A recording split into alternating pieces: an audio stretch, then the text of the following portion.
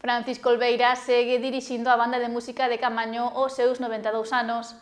Este domingo fixeronlle unha homenaxe logo de dirixir a agrupación durante 57 anos.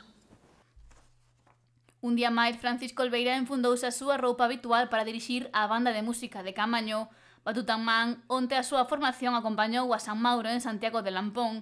Apenas 3 días despois de ser homenaxeado en Camaño, aos seus 92 anos segue encabezando a agrupación sen descanso dende 1968. Foi unha homenaxe a min, así polos anos que levo dirigindo a banda. Sí, unha homenaxe que me fixeron, así de cariño.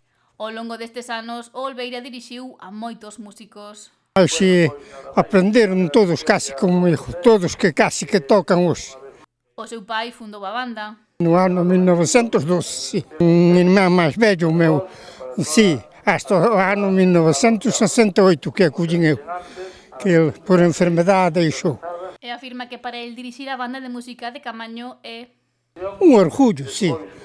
Orgulloso de acalala, mas sí, mas enseñei casi que a todos cantos están aquí hoxe.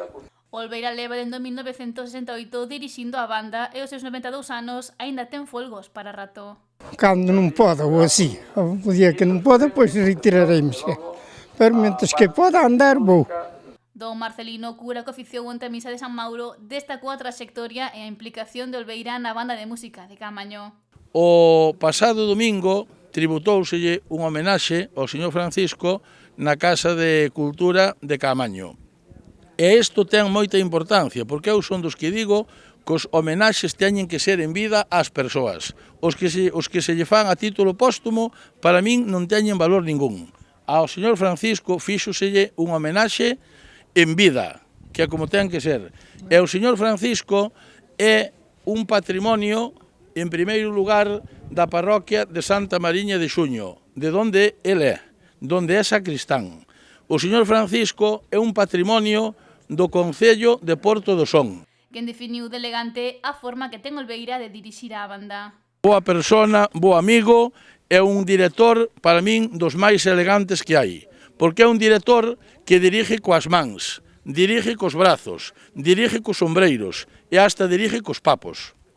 E despois a elegancia que ten, que cando se toca a alzar na consagración, un home que nunca jamás lle dá a espalda ao Santísimo Sacramento na consagración. Onte Olveira e a banda de música de Camaño acompañaron a San Mauro na procesión para logo interpretar varias pezas á porta da igrexa de Santiago de Lampón.